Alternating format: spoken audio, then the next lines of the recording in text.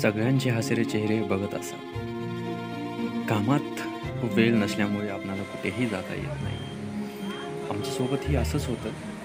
कामात असल्यामुळे आम्हाला कुठेही जाता येत नव्हतं. तरीही आम्ही प्लॅन करून एक दिवशी संध्याकाळच्या वेळेस सगळे एकत्र जमलो आणि आम्ही प्रवासाला निघालो होतो. सगळे खूपच खुश होते. बॅगा वगैरे घेऊन आपला खुशीच्या रस्त्याने निघाले होते. बघू शकता इथे सगळेच किती खुश आहेत. आमची गाडी होती आणि आम्ही रात्रीचा वेळ होता आणि आम्ही सगळे इथे जमलो होतो आणि खूपच सुंदर अशी गाडी सजली होती. त्यासोबत आम्ही सगळे सजलो. एक्साइटमेंट सगळ्यांचीच होती, तशीच माझीही. पण कॅमेऱ्याच्या मागे आपल्या मित्रांसोबत कुठे जाण्याचा आनंद वेगळाच असतो. तो सांगावा लागत नाही, तो चेहऱ्यावरती आपोआप दिसून येतो, जसा तुमच्या आणि आमच्या चेहऱ्यावरती दिसून येतोय. सुंदर अशा प्रवासात सजलेल्या गाडीत सगळेच चढून बसले होते. बघू शकता किती सुंदर सजली आहे. आमच्या खुशीमध्ये आणखीन थोडीशी खुशी हे पण देतात. सगळेच आपल्या प्रवासात प्रवास करण्यासाठी आपल्या सीटवरतीच बसून आहे. प्रवास खूप सुंदर होणार आहे हे दिसून येत होतं सगळ्यांच्या चेहऱ्यावरती आणि सगळ्यांच्या मनामध्ये. कोणतंही शुभ काम करण्याआधी आपण नारळ फोडतोच, पण आमचं विसरून गेलं होतं. सगळ्यांना वेगळ्या ठिकाणातून रिसीव करायचं होतं आणि सगळे फायनली एकत्र जमल्यानंतर आम्ही तेही काम पूर्ण केलं आणि ह्या सुंदर प्रवासासाठी आम्ही आणखीन आनंदी होऊन गेलो. सगळं चांगलं पार पडल्यानंतर काय, मग आमची मस्ती सुरू.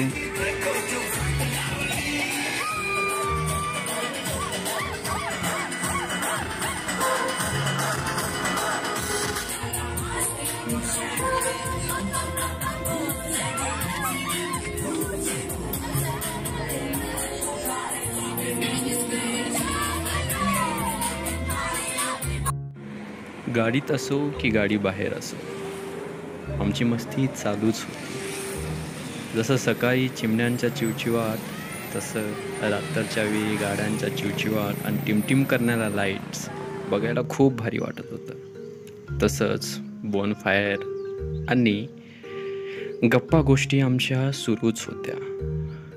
खूप मस्ती चालू होती आमची. या सगळ्या मस्तीमध्ये कळलंच नाही की रात्र कशी गेली. फायनली आम्ही पोचलो होतो अलिबागला, म्हणजेच थाल या ठिकाणी, आणि आमच्या साई कृपा हॉलिडे होममध्ये. खूप सुंदर अशी जागा होती. नारळाचे झाड आणि बरंच काही आमच्यासाठी पूर्ण सेटअप करून ठेवलेलं होतं आणि आम्हीच होतो तिथे. आमच्यासाठी टेंट लावलेले होते. खूप मस्त दिसत पण होतं आणि आम्ही आल्या खूप थकून आलो होतो. डायरेक्ट टेंटमध्ये जाऊन बसलो. मजा येत होती. सगळ्यांचे थकलेले चेहरे बघू शकताय तुम्ही पण मित्रांसोबत प्लॅन करत असाल अलिबागचा तर नक्की थाल बीचला व्हिजिट करा. नाहीतर आहेच आपलं वर्सोली बीच.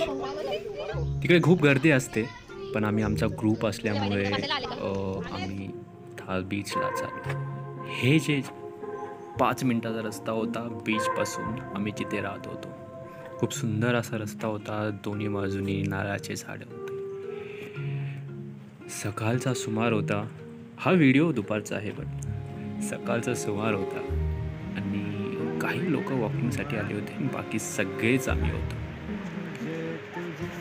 इथे कुणाचा त्रास नाही आहे आणि पूर्णपणे मन मोकळेपणाने तुम्ही मस्ती करू शकता. सकाळी सकाळी हा दृष्ट माझ्यासाठी खूपच वाईट होता. जसं की त्यांची सराव चालू होता. थोडक्यात कसरत रोजप्रमाणे. काही पिक्चर क्लिक केले मी सकाळी सकाळी. खूप भारी वाटत होतं. शांत. ह्या शांत पाण्यासोबत खेळायला मला खूप मजा येत होती. एकटाच पाण्यामध्ये पाय टाकून थंड पाण्याचा निस्वादपणे आनंद घेत होतो. माझे बरेच मित्र बाजूला मस्ती करत होते. जसा पंकज श्रावणीला थंड पाण्यामध्ये भिजवत होता, तसंच श्रावणीनेही प्लॅन केली, मी भिजले सायलीलाही भिजवायला पाहिजे. प्लॅन तरी एकटी नाही करू शकत, त्यामुळे पंकज पडत आला. पंकजसोबत ऋषी होताच तिला पाण्यामध्ये टाकण्यासाठी. खूप मस्ती चालू होती यांची. सायली ऐकत नव्हती दोघांना. मग ऋषीला यावं लागलं.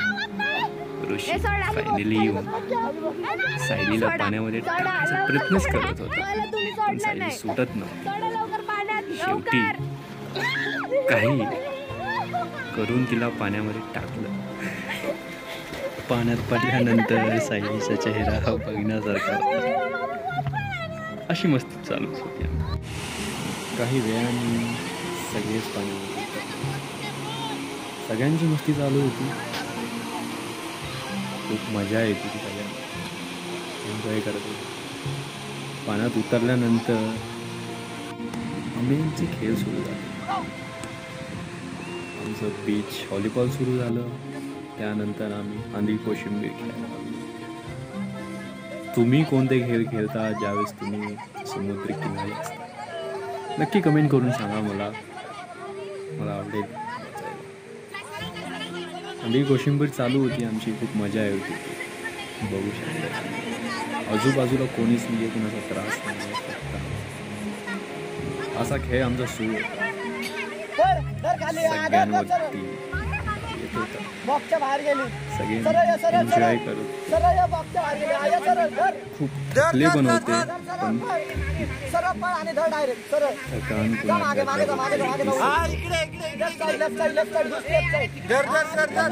चेहऱ्यावरचा आनंद बघून छान वाटत. पाण्यात आमची टीम सगळ्यात मजा आली सक्षम होत नाहीये. म्हणजे दिसते चालू झाले काय जेव्हा धावाला, कारण मजा येत होती बघायला. जसं शंकर मस्ती करत होता जेव्हा एखाद्याच्या डोळ्याला बांधलेलं असतं, आणि सगळेच मजा करत होते. सगळेच त्याच्यावरती माती फेकत होते. तरी तो आपला गेम चालूच होता. बऱ्याच वेळेस असंही झालं की जी माती आहे शंकरच्या तोंडातही गेली. डाव थांबवाही लागला, पण परत डाव सुरू होता. पण ती मस्ती परत चालू झाली. कारण की मजा होती. इतका पळवला सगळ्यांना शंकरने. एकही एका जागेत थांबत नव्हतं. पळत होते नुसते इकडून तिकडे तिकडून इकडे.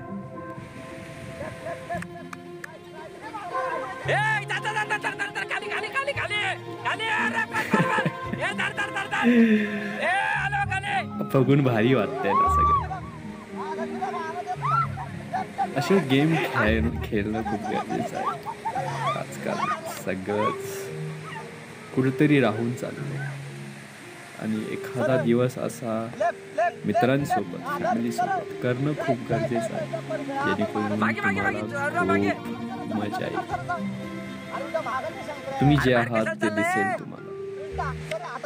बरंच वेळ झालं होतं शंकरवरती डाव घेऊन. कोणी सापडत नव्हतं. सगळे असे पळत होते ना, जसं की शंकर त्यांना पकडतो. शंकरलाही मजा होती, बाकीच्यांनाही सगळ्यांना मजा येत होती. आणि आम्ही बघत होतो, आम्हालाही खूप मजा येते. शंकर नाही तर एक आहे चौताळेला बैल झाला. शेवटी शंकर पकडलंच, आणि स्वरूपच्या पाठीत डायरेक्ट शिंगच. फायनली अरे केस सोड आणि डायरेक्ट ठरला.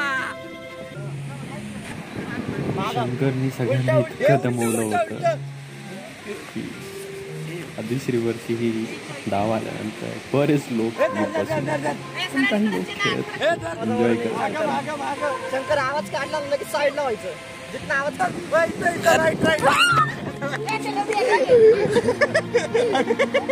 आमच्या कॉमेंटेटरला अरे काय विषय कॉमेंटेटरला घालते. अरे हे आमचे प्लेयर थकून बसलेत खाली. विषय गंभीर आहे. अरे वळू काही झालं तर आमचा वळू अजून खेळतोय. अडकून गेला. त्यांनाही मजा हा गेम झाला. अजून मैदानात थांब आहे. आमचा प्लान कबड्डी खेळण्याचा. मी 5-5ची टीम होऊन कबड्डी सुरू केली. फर्स्ट रेड शंकर केला. त्याच्यानंतर आमच्या टीमचा पकडला एक आउट. परत शंकर येतोय. खूप मजा येत होती. बघून तुम्हाला कळत असेल की किती मजा येत होती. रिव्ह्यू आम्हीच करत होतो. चालेल. त्याच्यामध्ये त्यांचा एक पॉइंट होता.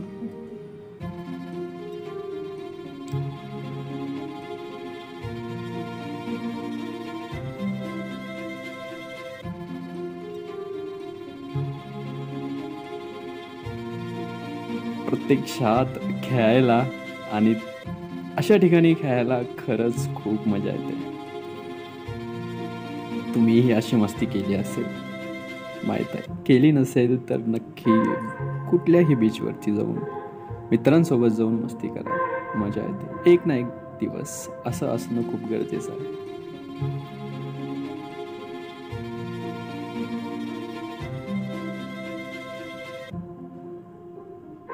आणि हा डाव इतका मजेदार होता.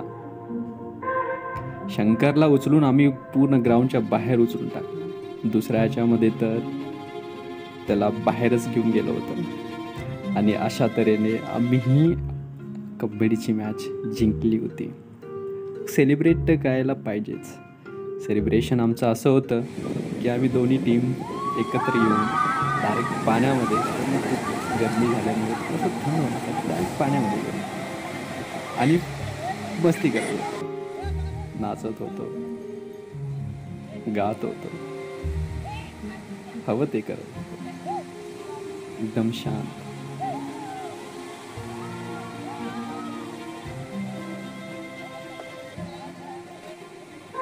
ही सगळी मस्ती झाल्यानंतर आम्ही परत आमच्या स्टेच्या ठिकाणी जाऊन सगळ्यांनी जेवण वगैरे करून परत सायंकाळी वापस आलो. सायंकाळी वातावरण खूप सुंदर होतं. म्हणजेच फोटो काढण्यासाठी सगळ्यात बेस्ट टाईम असतो.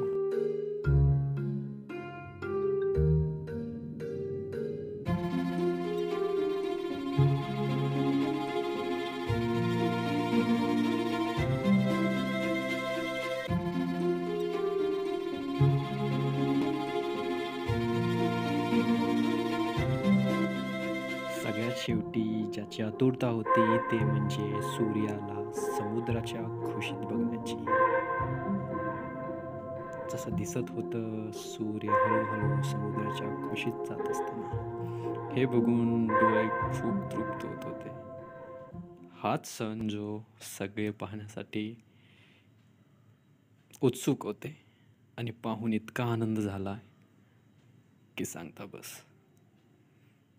तर हा व्हिडिओ कसा वाटला नक्की सांगा आणि तुमच्या मित्रांबरोबर नक्की प्लॅन करा. Thank you so much.